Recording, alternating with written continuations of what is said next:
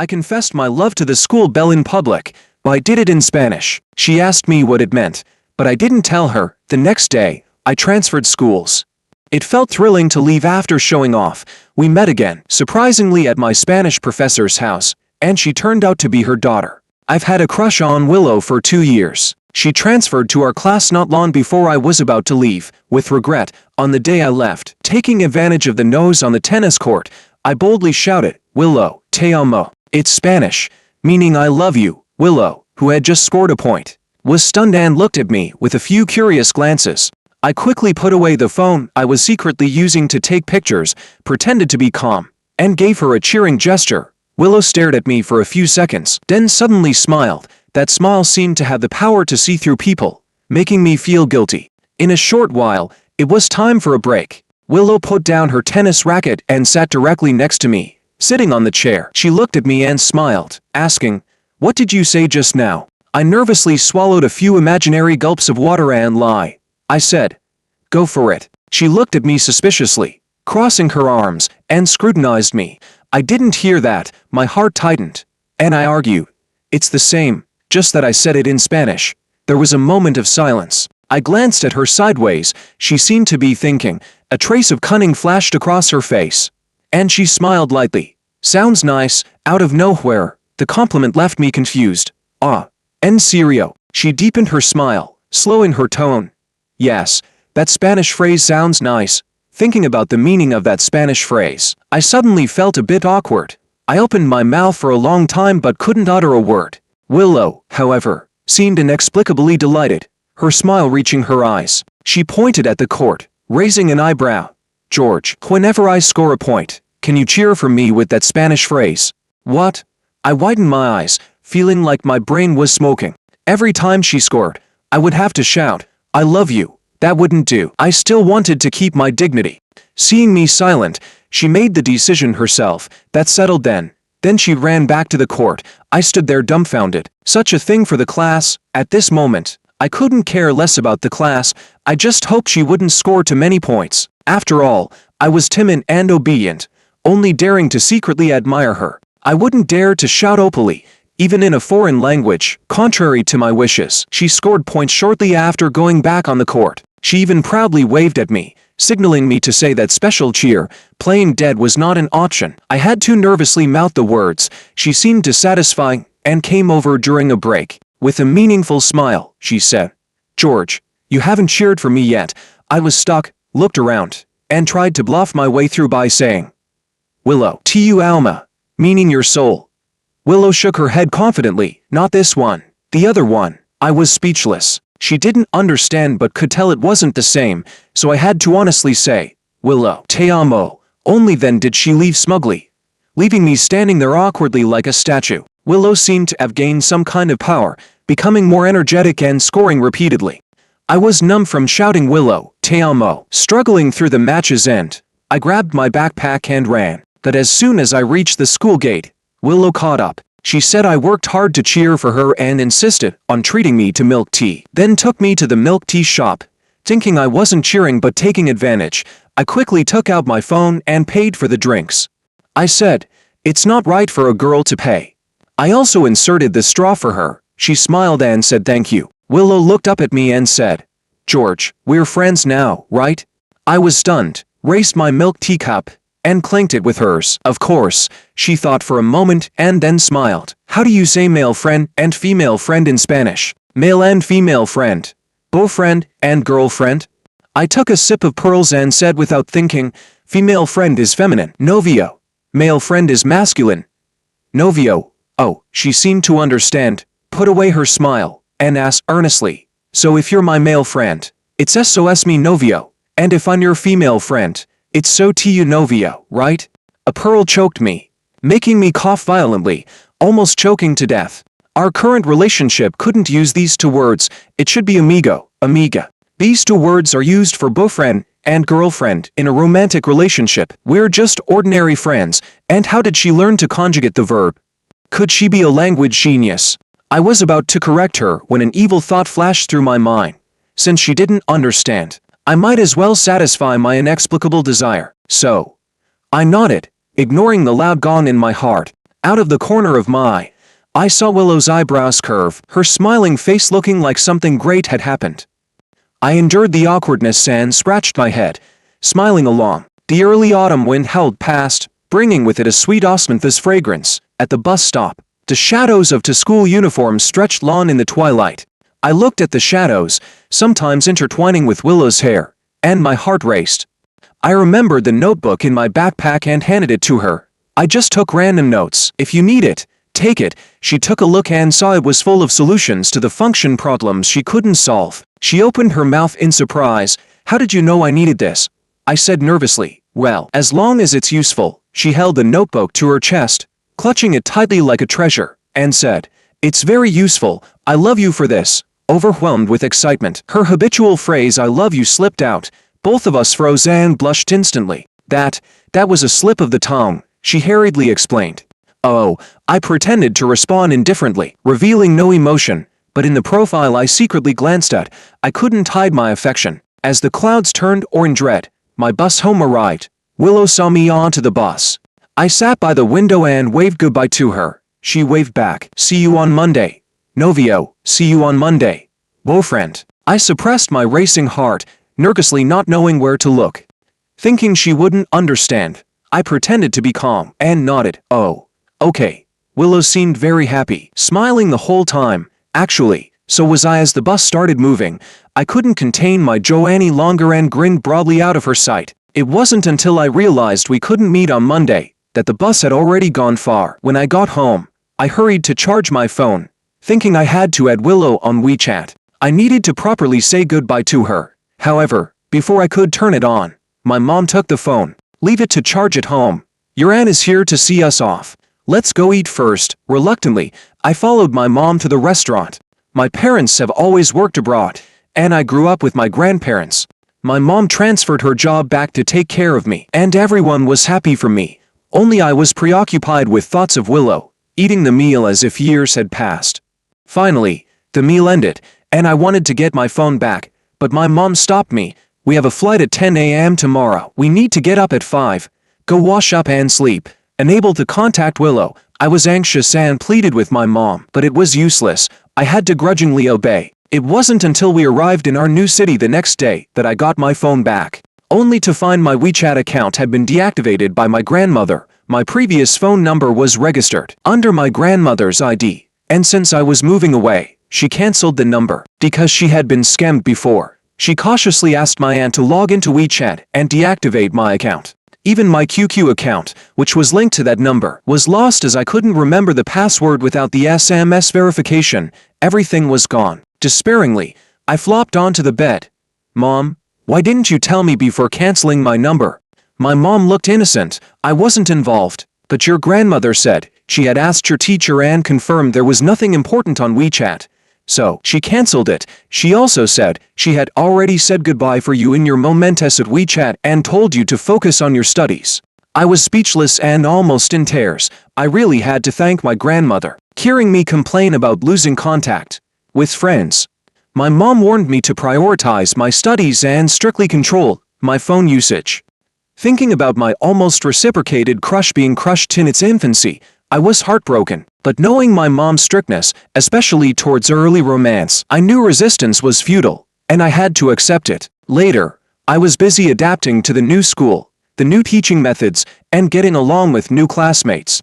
I temporarily put aside the matter of contacting Willow, unable and unwilling to deal with it. When I calmed down, I realized even if this love was reciprocated, now was not the time. Not only were we mil apart, but we were also in our crucial final year of high school. Various factors suggested a temporary separation might be the best outcome. I naturally felt regret for not being able to say a proper goodbye, but, for now, that's all I could do. I could only wait until after the college entrance exams to contact her, if possible. Then, lost in thought, I sighed and muttered to myself, let's leave it to fate. After a few days of feeling down, I adjusted my mindset and focused on studying. During the spring festival, I went abroad with my mom to reunite with my dad and didn't return to my hometown. I completely lost contact with Willow and my previous friends. Half a year later, I got into my dream university and finally had the freedom to use my phone. I asked my grandmother for help and finally reconnected with my old friends. After catching up and venting about my longing, my friend mentioned Willow. What happened with you two? She went crazy trying to find you. She kept pestering me for your contact information. When I showed her your deactivated WeChat, she reluctantly believed it and called you a liar. I felt a bit guilty and very sorry. After all, in the age of the internet, losing contact without even a goodbye was inexcusable. But I was curious. We only had a brief friendship over a cup of milk tea. Did she need to look for me so desperately? Did she say why she was looking for me? No. She asked about your university choices, seemed unhappy for a while, and I almost thought you two had dated. Then she started dating a guy from another school named Juan Gabriel. She really liked him, and apparently, even had custom bracelets with his name on them. I stiffened. The words I wanted to ask about her contact information stuck in my throat. The disappointment in my heart was unmistakable, and I responded faintly, "Oh, by the way." Willow said, "If she ever gets your contact, she tell you first, don't tell her. We're not that close." Those words were probably said when she didn't have a boyfriend. Now that she has one, reconnecting has no meaning for me. After all, my feelings for her were not pure, and I didn't want to intrude on her happiness under the guise of friendship, causing myself unnecessary trouble. Since I missed my chance, I should let it go. Cutting off contact completely was the wise decision. Though my heart ached and I envied that guy named Juan Gabriel, I ultimately was just George. My friend talked about his new girlfriend and asked if I had one. Absent-mindedly, I said, "Yeah, a few." Ignoring my friend's scream on the other end, I found an excuse to hang up. Disappointed with my long-held expectations falling through, I sat on the dorm balcony in a daze.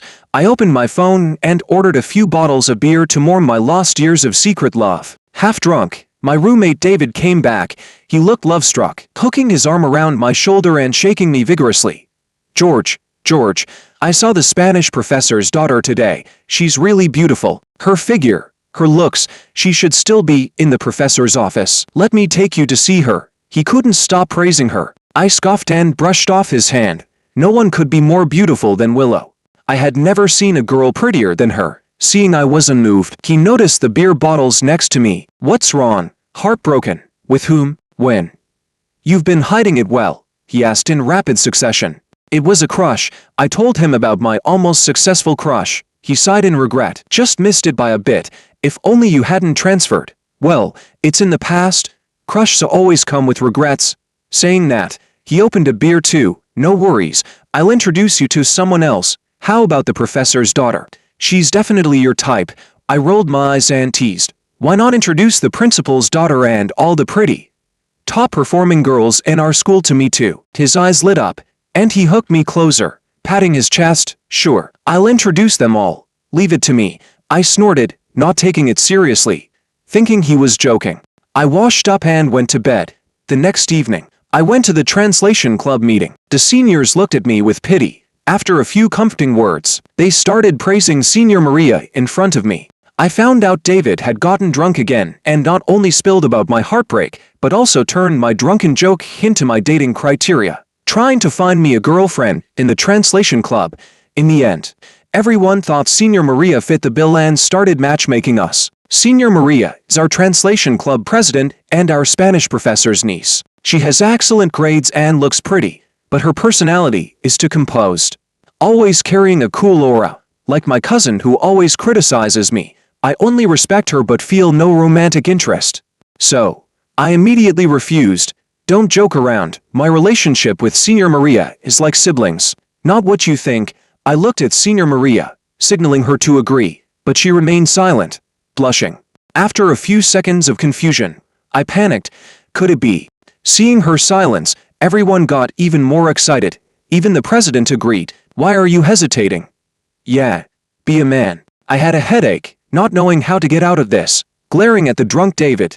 At that moment, there was a knock on the door, and the Spanish professor stood outside, smiling. "I've been listening for a while. You guys are lively." The crowd, not afraid of trouble, added fuel to the fire. "Professor, you came at the right time. George is looking for a girlfriend, and we think the president is perfect. We're matchmaking them. The president is your niece. If they get together, you'll be family." "Ha," the professor, amused, said. "They do fit well. I like George the most, but you can't force feelings, especially since George just had a heartbreak. Don't tease him. The professor heard everything. How embarrassing. But the uproar continued. The group was relentless, saying things like keeping it in the family, determined to pair me with Senior Maria. They were truly relentless, especially the drunk David, who, usually quick to speak, had no filter when drunk. He repeatedly chimed in, "Professor, it's not heartbreak, it's that his crush has a boyfriend now." Then he spilled my entire crush story, how I used Spanish to flirt, and how I deceitfully called someone his girlfriend. A burst of laughter erupted, my heartbeat quickened, and my hands felt awkward at my sides. Willow also seemed surprised to see me. Her expression was a mix of curiosity, surprise, and a sudden frown. We stared at each other in silence for a long time. David broke the silence, introducing me to Willow. "This is George, the guy Senior Maria likes, my friend." Willow's face darkened further. I wanted to greet her, but her stern look stopped me, and I just stared at her without speaking. The others thought I was smitten. Oh, the president is in danger. George's soul has been stolen by Willow. He's more smitten than any of us. He seems beyond help. Hey George, wake up. Willow has a boyfriend, right? Willow, of course. I knew she had a boyfriend, and his name was Juan Gabriel. Willow, silent for a while, nodded, "Yes, I have a boyfriend," even though I knew it. Hearing her confirm it hit me hard. The next second, she walked through the crowd to stand in front of me, looked up, and stared at me for a long time. Her intense gaze made me uneasy. She finally spoke slowly. "So, long time no see, boyfriend." "What?" The crowd erupted. I was dumbfounded, staring at her in disbelief. Everyone in the room was puzzled. Willow called George her boyfriend. What's going on? Did I hear that right? Do you know each other? Everyone's eyes were darting between Willow and me, especially when they looked at me. They were eager for answers. I snapped out of it and explained. "Actually, we were high school classmates." The crowd was shocked and even more confused. "High school classmates? Then why did you act like strangers just now?" I didn't know how to explain. I was scared silent by Willow's strong resentment. Willow, her pretty face full of resentment, said, "Just classmates." I asked, "What else?" She smiled. "Are you sure? Don't you have anything to say to me?" Thinking of her having a boyfriend, I felt sad and forced a fake smile. "I wish you happiness." Willow's face darkened further. "Well, you're really good at pissing people off. George, weren't you the one shouting Willow, te amo? Weren't you the one saying we were novio and novia? Or should I say cónyuge?" I finally realized. Right, she's the Spanish professor's daughter. Of course, she understands Spanish. So, she understood all my nonsense back then. This is, my toes curled with embarrassment. She continued to press. "I heard you're my mom's favorite student. Tell me, what does novio and novia mean?" She was asking the obvious, but knowing I was at fault, I awkwardly reply, "Boyfriend and girlfriend. Ahau, and te amo. I love you." Willow seemed satisfied. Her lips curled up, her tone softened. "Yo te amo tambien," which means, "I love you too." I was completely stunned, panicking, sweating, my mind buzzing. After a brief moment of clarity, I didn't understand. She had a boyfriend. Why say such confusing things to me? I thought of the guy named Juan Gabriel and asked, "But don't you have a boyfriend?" She was exasperated. "Yes, and you are. But unlike you, people maintain long-distance relationships, and you played hide and seek, impossible to find." The facts were clear, but I was still struggling. "But they said your boyfriend is called Juan Gabriel." She rubbed her forehead, took out a bracelet, and pointed at the letters engraved. "JBDLRY, spell it out yourself. Is it Juan Gabriel or George?" Even if I were slow, I knew it was George. I was thrilled, embarrassed, and in disbelief. "But if you understood, why didn't you say anything back then?" Willow sighed helplessly. "I wanted to surprise you. But it turned into a shock." It turned out that after I confessed, Willow had ordered matching bracelets, planning to confirm our relationship on Monday. But I disappeared. It almost drove her crazy. Later, someone saw the letters WG on her bracelet and spread it as Juan Gabriel. She was too lazy to explain, and so the rumor spread. The crowd pieced together the story. So Willow was the secret crush George flirted with back then. Yeah, and George was even jealous of himself. Willow even helped her cousin pursue her own boyfriend. Damn, we thought George was just like us, comforting him, and now we feel so embarrassed. David was laughing so hard he was clutching his stomach. Those poor beers you drank, they took on a burden that wasn't theirs. The professor and her friend were also laughing uncontrollably. Embarrassment was my companion tonight. I had nothing more to say. The professor took my hand, looking very satisfied.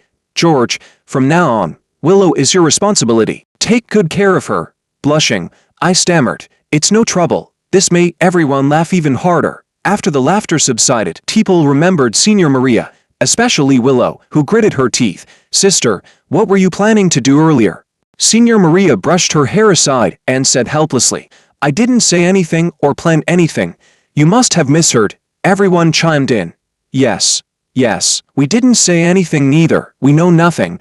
They were really good at changing sides. Senior Maria didn't seem embarrassed or upset. She looked more curious and like she was enjoying the drama, occasionally glancing our way to see if there were any new developments. She probably didn't like me that much either. She had never been in a relationship, and her classmates' teasing made her want to try it out. Someone started teasing again, telling Willow and me to kiss. I wanted to wave the and someone gave me a thumbs up. Even the professor struggled to hold back laughter. George, you're lucky that girl probably didn't understand Spanish, or you would have caused her big trouble. I wanted to disappear from embarrassment, feeling utterly defeated. I gave up entirely. Luckily she didn't understand, or if we both liked each other but missed the chance due to bad timing, I'd regret it forever. The professor comforted, if you missed it, it wasn't meant to be. You'll find someone better. After some more jokes, the professor, having a serious matter, quieted everyone down. She informed us her friend's book needed translating and asked if we were interested in taking on the task. It was a great opportunity to hone our skills and earn some money. Everyone enthusiastically agreed. After finalizing the work details, the professor left.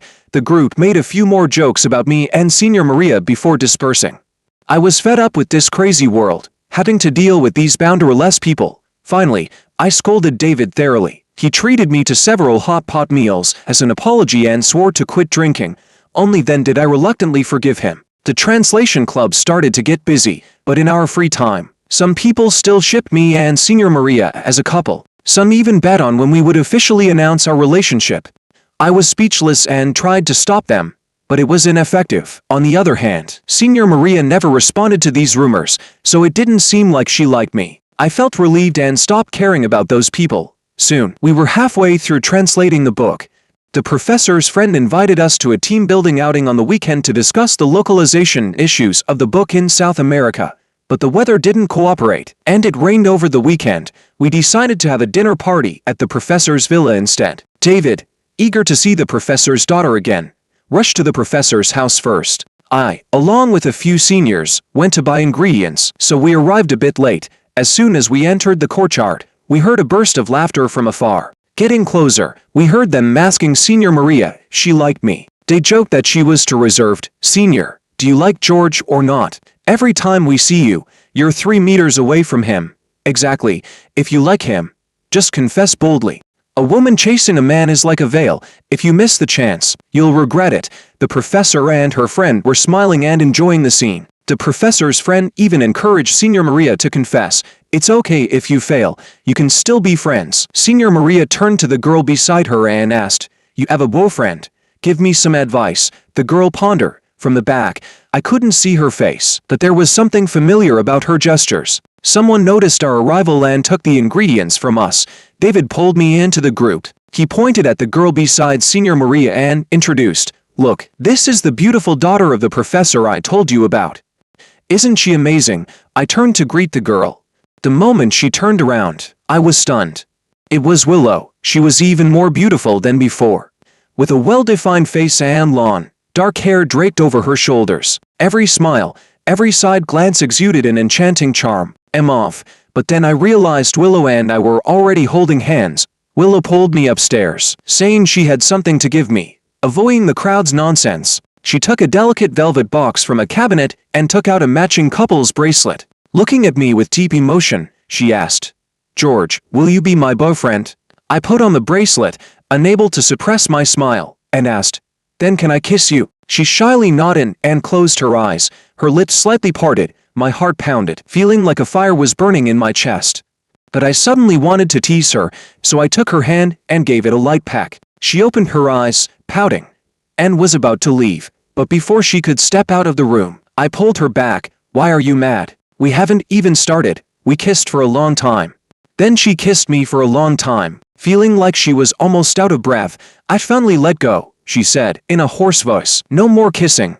Let's go eat. We have plenty of time. At the dinner table, everyone clearly wasn't ready to let Willow and me off the hook. When did you two start liking each other? Tell us who fell first, I answered quickly.